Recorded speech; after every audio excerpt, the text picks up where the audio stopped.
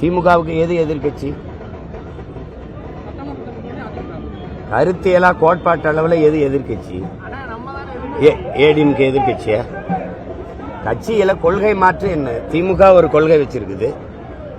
அதே ஊழல், லஞ்சம், பசி, பஞ்சம், கொலை, கொள்ள, இருட்டு, திருட்டு, ஏதென்ன முறையற்ற நிர்வாகம், மணல் கொள்ள, மலை கொள்ள, வழக்கொள்ள, இதுல என்ன ஏடிஎம்கேக்கு என்ன வேறுபாடு கண்டுட்டீங்க?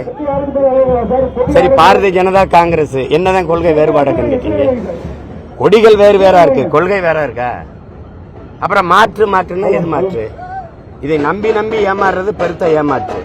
மாற்று என்றால் புதிய தத்துவம், புதிய கோட்பாடு, அதை சொல்லணும். ஒரு கருத்தியல் தான் மாற்றா இருக்க முடியும். சும்மா அது இவங்களும் ஓட்டு காசு கொடுப்பாங்க, அவங்களும் ஓட்டு காசு கொடுப்பாங்க. வேற என்ன சொல்லுங்க? இங்கேயும் சாராயம் விற்பாங்க, அங்கேயும் சாராயம் விற்பாங்க. வேற ஏதாவது இருக்கா? இவங்களும் இலவசம் அறிவிப்பாங்க, அவங்களையும் இலவசம் அறிவிப்பாங்க. வேற என்ன இருக்குது?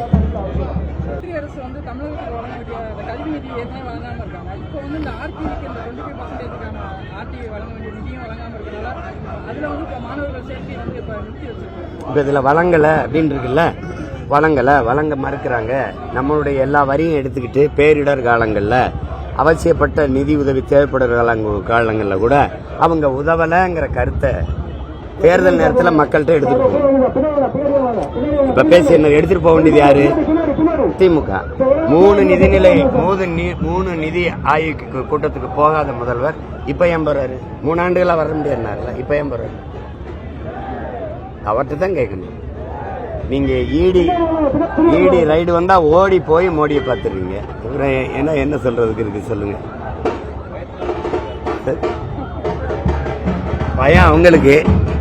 அப்பேற்பட்ட பெருமன்னனின் பேரங்க. எங்க பரம்பரைக்கே பயம் கிடையாது.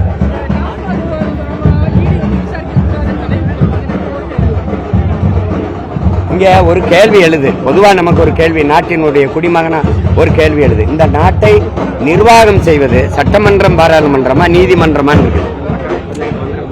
எல்லா முடிவையும் நீதிமன்றம் தான் எடுக்கும்னா அப்ப சட்டமன்றம், பாராளுமன்றம் தேவையில்லையே, கலைச்சு விட்டுறலாம்ல. செய்திகளை உடனுக்குடனும் துல்லியமாகவும் தெரிந்து கொள்ள சப்ஸ்கிரைப் பண்ணுங்க.